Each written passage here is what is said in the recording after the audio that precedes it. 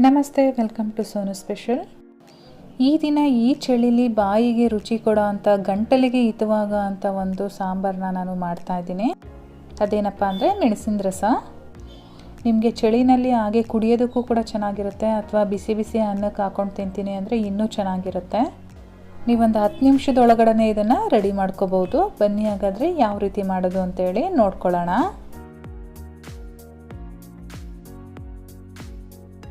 Stove ಮೇಲೆ ಒಂದು ಪಾತ್ರೆ ಇಟ್ಕೊಂಡಿದ್ದೀನಿ. ಇದಕ್ಕೆ ಒಂದು 2 ಟೀ ಸ್ಪೂನಷ್ಟು ಎಣ್ಣೆ ಹಾಕ್ತಾಯಿದ್ದೀನಿ.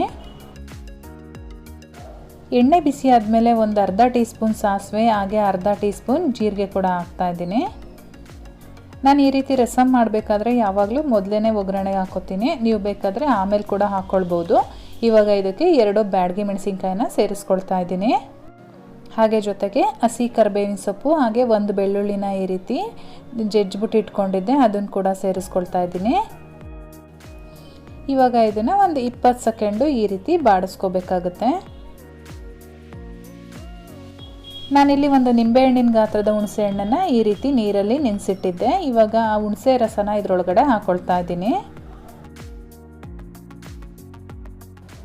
ಮಳೆಗಾಲ ಹಾಗೂ ಚಳಿಗಾಲದಲ್ಲಿ ನಮಗೆ ಈ ರೀತಿ ಸಾಂಬಾರು ತುಂಬಾ ಇಷ್ಟ ಆಗುತ್ತೆ. ಹಾಗೆ ನಮಗೆ ಗಂಟ್ಲಿಗೆ ಕೂಡ ತುಂಬಾ ಹಿತ ಅನಿಸುತ್ತೆ.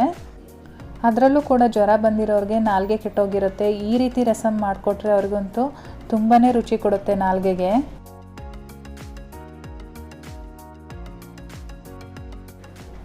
ಇವಾಗ ಇದಕ್ಕೆ ರುಚಿಗೆ ತಕ್ಕಷ್ಟು ಉಪ್ಪು, ಹಾಗೆ ಒಂದು 1/4 ಟೀ ಸ್ಪೂನಷ್ಟು ಅರಿಶಿನ ಪುಡಿ ಸೇರಿಸ್ಕೊಳ್ತಾ ಇದ್ದೀನಿ. ಇವಾಗ ನಾವು ಒಂದು 2 ರಿಂದ 3 ನಿಮಿಷಗಳ ಕಾಲ ಚೆನ್ನಾಗಿ ಕುದಿಸ್ಕೋಬೇಕು.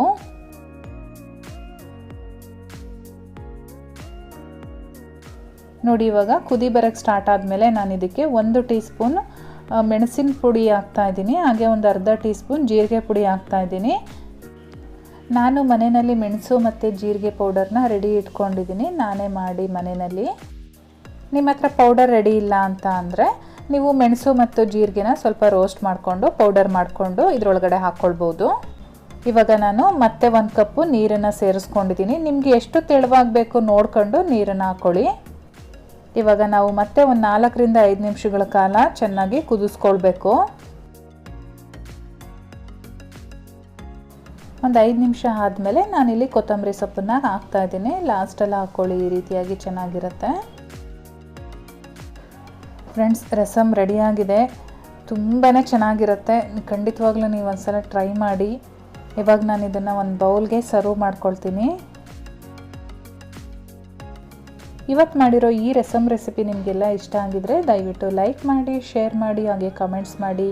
ಇನ್ನೂ ನನ್ನ ಚಾನಲ್ನ ಸಬ್ಸ್ಕ್ರೈಬ್ ಮಾಡ್ಕೊಂಡಿಲ್ಲ ಅಂದರೆ ಈ ಕೂಡಲೇ ಸಬ್ಸ್ಕ್ರೈಬ್ ಮಾಡ್ಕೊಳ್ಳಿ. ಹಾಗೆ ಪಕ್ಕದಲ್ಲೇ ಕಾಣಿಸೋ ಬೆಲ್ಲೈಕನ್ ಮೇಲೆ ಕೂಡ ಕ್ಲಿಕ್ ಮಾಡ್ಕೊಳ್ಳಿ.